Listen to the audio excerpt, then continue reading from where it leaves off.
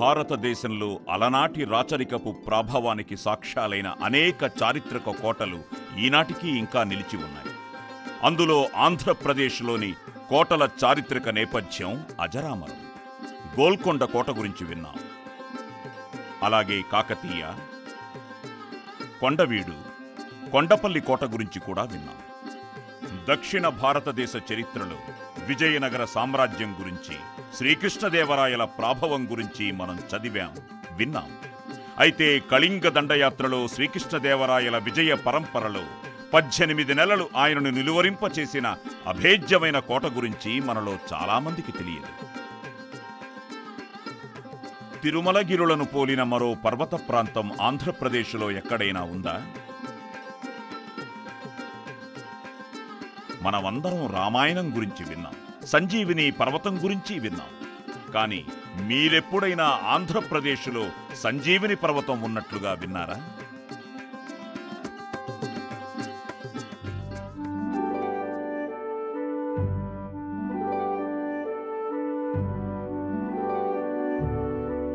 ఈ ప్రశ్నలన్నింటికీ సమాధానాలు ఉదయగిరి కొండల్లో, ఆ కొండల్లోని కోనల్లో పాడుకునే పల్లె పదాల్లో ఈనాటికి వినిపిస్తూనే ఉంటాయి.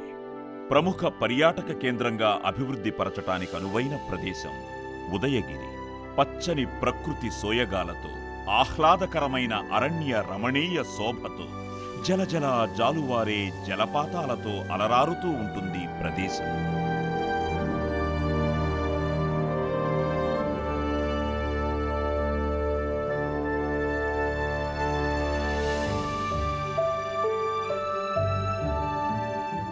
(3261 అడుగులు ఎత్తు ఉన్న ఈ పర్వతగిరులు ప్రతిదినము ఉదయభానుడి ప్రభాత కిరణాల స్పర్శతో పసిడి వన్నెలో ప్రతిబింబిస్తాయి. అందుకే ఈ ప్రాంతానికి ఉదయగిరిగా నామకరణం జరిగిందని నానుడి.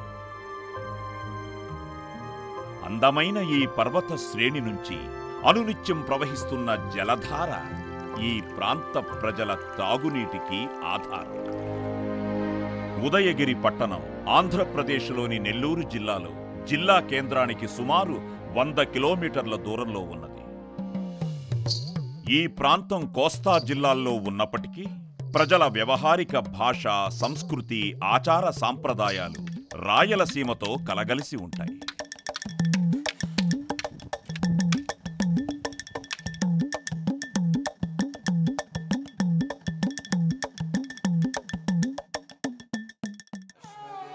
ఈ ప్రాంతాన్ని చాలా కాలం మహమ్మదీయులు పరిపాలించడం మూలాన ఇక్కడ ముస్లిం జనాభా గణనీయంగా ఉంటుంది.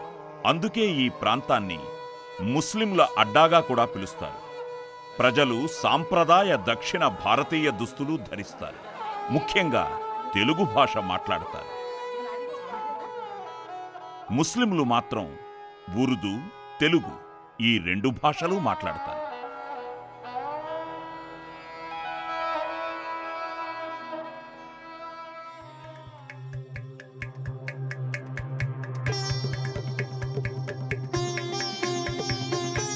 రామాయణ కాలంతో ఈ ప్రాంతాన్ని అనుసంధానిస్తూ ఉన్న జానపద గాథలు ఈనాటికి ఇక్కడి కొండకోణంలోని ప్రజలు నమ్ముతారు.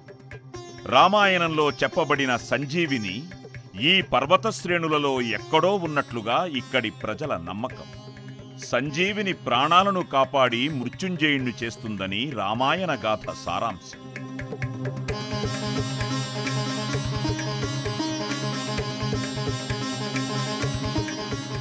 రామాయణ కాలంలో హనుమంతుడు లక్ష్మణుడి ప్రాణాలను కాపాడటానికి సంజీవిని పర్వతాన్ని హిమాలయాల నుంచి లంకకు ఆకాశ మార్గాన తరలిస్తుండగా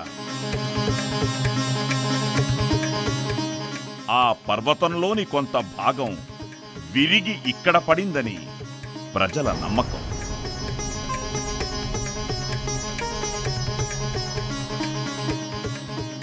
అందుకేనేమో ఈనాటికి పర్వత శిఖర కైవారమంతా పెను శిలా ప్రాకారంతో కనిపిస్తుంది. నేటికి ఈ పర్వత ప్రాంతంలోని శిథిలాలలో అతి పురాతన హనుమంతుని మందిర ఆనవాళ్లు లభిస్తాయి. 1918వ సంవత్సరంలో డాక్టర్ కోమన్ అనే శాస్త్రవేత్త జరిపిన పరిశోధనల్లో ఈ ప్రాంతంలో 150కి పైగా ఔషధ మూలికలు ఉన్నట్లుగా కనుగొన్నారు.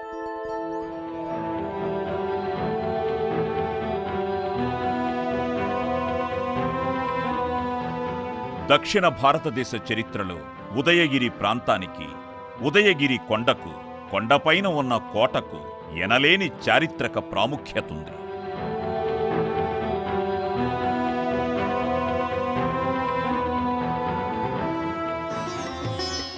శాతవాహనులు, చోళులు, పల్లవులు, విజయనగర రాజులు మరియు గోల్కొండ నవాబులు ఈ ప్రాంతాన్ని క్రీస్తు శకం 6వ శతాబ్దం నుండి పరిపాలించారు. చోళులు, పల్లవులు, గజపతులు మరియు విజయనగర రాజులు దుర్గాధిపతులుగా ఉండి ఉన్నారు. పలు ప్రాంతాల్లో వివిధ సందర్భాలలో బయటపడిన శిలా శాసనాలు ఉదయగిరి చరిత్రను చెప్పకనే చెబుతాయి. గజపతుల రాచరిక కాలంలో లంగూల గజపతి ఒరిస్సా గజపతుల సామ్రాజ్యాధినేతగా ఉండగా సామంతరాజు ఉదయగిరి కోటను ప్రణాళికాబద్ధంగా శత్రు దుర్భేద్యంగా అభివృద్ధి పరిచినట్లుగా చరిత్రకారుల అభిప్రాయం.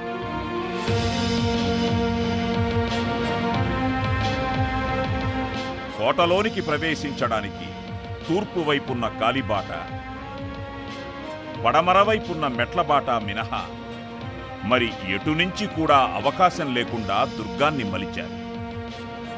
గతమెంత ఘనమో అంటూ చాటుతూ ఈనాటికి మిగిలి ఉన్న కోటగోడల మధ్య నడుస్తూ ఉంటే అలనాటి రాజన్యుల పరాక్రమాల పరంపరల చిత్రమాలిక కనుల ముందు కదలాడుతున్నట్లుగా ఉంటుంది. అనన్య సామాన్యమైన ఈ కోటను 7 మైళ్ల పొడవుతో 13 బురుజులతో నిర్మించారు.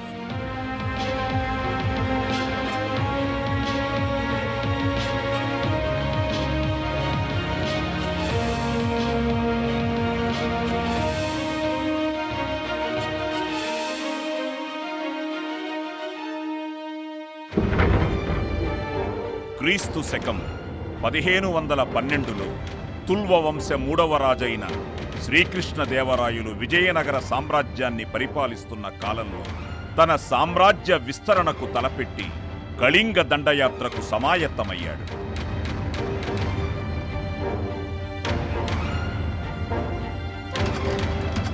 శ్రీకృష్ణదేవరాయలు తన 34,000 అంగబలాన్ని, 4,000 అశ్వాలను, 800 ఏనుగులను సమాయత్తపరచి ఒక్కసారిగా ఉదయగిరిపై దండెత్తి కోటను ముట్టడించాడు.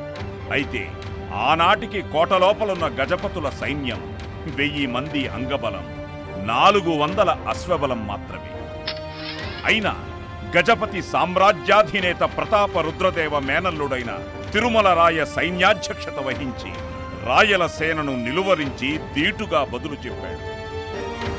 శ్రీకృష్ణదేవరాయలు తన సర్వశక్తులు ఒడ్డి ఆరితేరిన అరివీర భయంకర యుద్ధవీరులందర్నీ ప్రయోగించిన కోటలోపలి గజపతుల సైన్యంపై ఆధిపత్యం సాధించలేకపోయాడు. గోడను ముట్టడించిన రాయల సైన్యము 18 నెలలు శతవిధాలా పోరాడినా కోటలోనికి ప్రవేశించలేకపోయింది.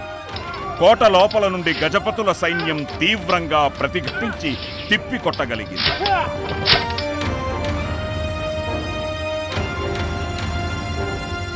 అతి భీకర పోరాటం తరువాత రాయల సైన్యం వెనుతిరిగింది. తన సైన్యంలోని మేటి యుద్ధవీరులంతా విఫలమవడంతో అసహనానికి గురైన శ్రీకృష్ణదేవరాయలు స్వయంగా కథన రంగంలోకి దూకి తానే సేనాని అయి సైన్యాన్ని ముందు కురిపించాడు. కొండరాళ్లను తొలుస్తూ కాలిబాటలను వెడల్పు చేస్తూ సైన్యం ముందుకు కదిలింది. అతి నునుపైన ఎత్తైన పర్వత పెను శిలలను, కోట గోడలను ఎగబ్రాకడానికి ఉడుములను పెంచి ఉపయోగించారు. ఉడుము నడుముకి తాడు కట్టి ఉడుమును కొండరాళ్లపైకి విసిరి ఉడుము తన కాలిగోళ్ల పట్టుతో రాయిని గట్టిగా పట్టుకోగా తాడు పట్టుకుని సైన్యము ఎగబ్రాకేవారు.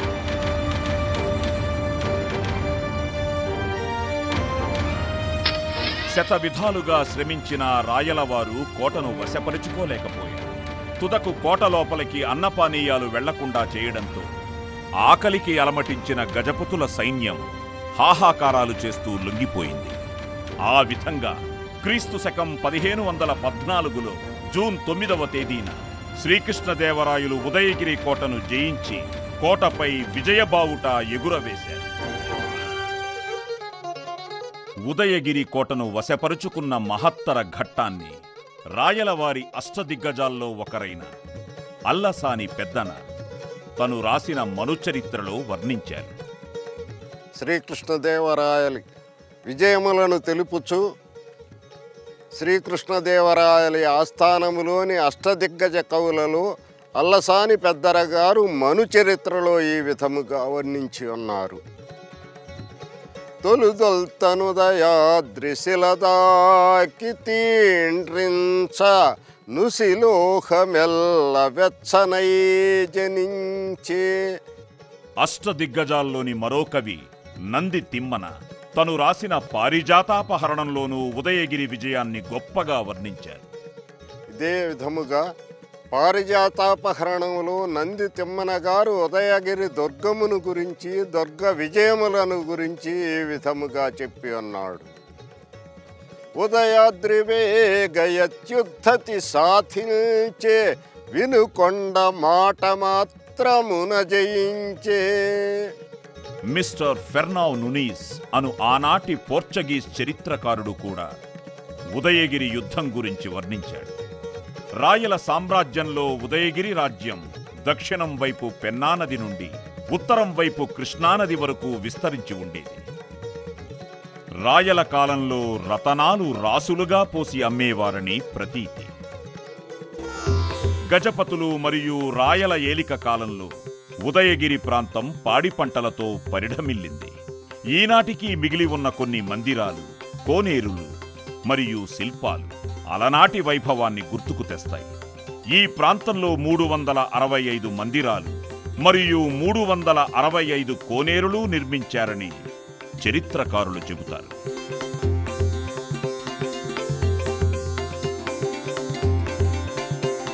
రంగనాయకుల దేవాలయం చోళరాజులు నిర్మించారు. ఈ దేవాలయంలోని కట్టడాలు, శిల్పాలు చోళుల నాగరికతను, కళాత్మకతను ప్రతిబింబిస్తాయి.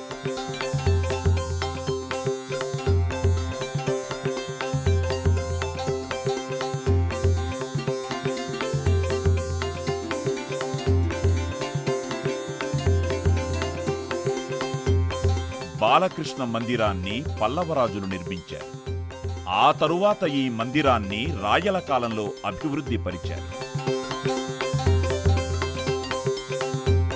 సార్ ఈ దేవాలయము బాలకృష్ణుని టెంపుల్ సార్. ఇది కృష్ణదేవరాయలు 1513లో ఈ కోటను వశం చేసుకున్న తర్వాత గజపతుల కుమార్తెను చిన్నాదేవిని 3వ వివాహం చేసుకున్నారు సార్. ఇక్కడ ఒకవైపు మహమ్మదీయుల దండయాత్రలు జరుగుతూ వస్తున్నాయి సార్. అందుచేత వాళ్ళది మెయిన్ సామ్రాజ్యం హంపి సార్. ఇక్కడ ఉండే విగ్రహం, మధ్యలో విగ్రహము వాళ్ళ దాడులకు ఇబ్బంది కలుగుద్దనే ఉద్దేశంతో చిన్నాదేవి తీసుకొని పోయి ఇక్కడ హంపిలో పెట్టడం జరిగింది సార్. అక్కడి నుంచి కొద్ది రోజుల తర్వాత సార్ ఆ విగ్రహాన్ని పంచలో తీసుకొని పోయి ఇప్పుడు ప్రస్తుతం సార్ మద్రాస్ మ్యూజియంలో ఉంది సార్.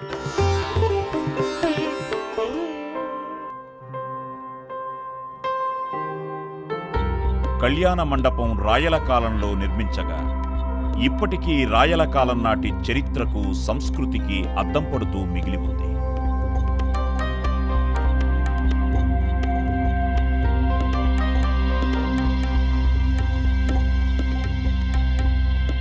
దీనికి కళ్యాణ మండపం చెప్తారు సార్.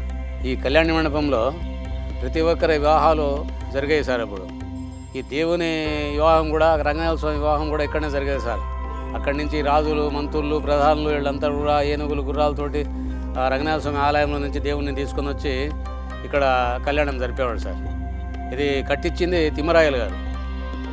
అదే ఉదయగిరి చాలా వైభవంగా జరిగే టైంలో అతని చూసి ఓర్చుకోలేక శ్రీకృష్ణదేవరాయలు ఉదయగిరి మీద దండెత్తి వచ్చేసి 1803 రోజులు యుద్ధం చేసి వాళ్ళను ఓడించాడు సార్.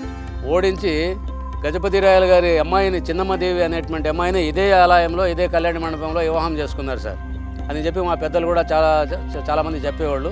ఇంకా లోకుల కళ్యాణాలు కూడా ఇక్కడనే జరిగాయండి సార్.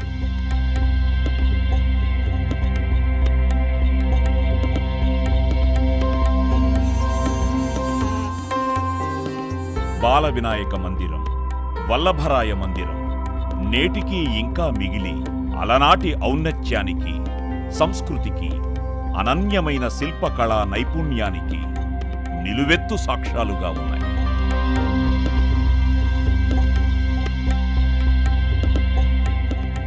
అతి పురాతనమైన శైవ క్షేత్రాలు కూడా ఈ ప్రాంతంలోని పరవశింపచేసే పచ్చని పర్వతాల మధ్యలో కొలువై ఉన్నాయి.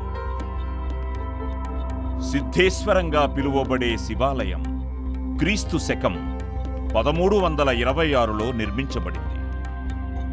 భైరవ కోనలోని శివాలయం క్రీస్తు శకం 7వ శతాబ్దంలో పల్లవరాజుల కాలంలో నిర్మించబడింది. త్రిమూర్తులను ఒకే ఆలయంలో ప్రతిష్ఠించి పూజించే ఆలయం బహుశా భారతదేశంలోనే ఈ ఆలయం ఒక్కటేనేమో.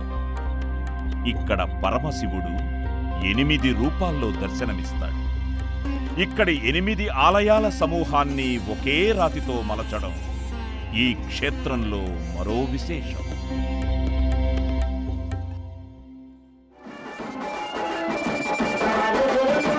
300 సంవత్సరాలకు పూర్వం నర్రవాడ గ్రామంలో నిర్మించబడిన వెంగమాంబ పేరంటాలు ఆలయం ఈ ప్రాంతంలోనే నెలకొంది.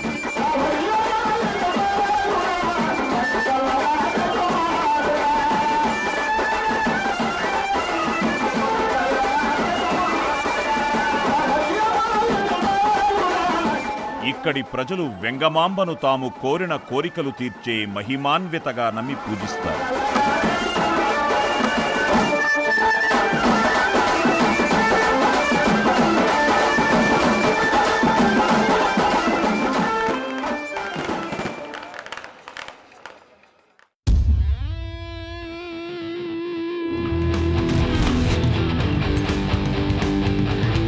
ఇక్కడ ఏడాదికొకసారి జరిగే తిరునాళ్లలో భాగంగా నిర్వహించే ఎడ్ల బండలాగుడు పందెం చాలా ప్రాముఖ్యత సంతరించుకున్నది.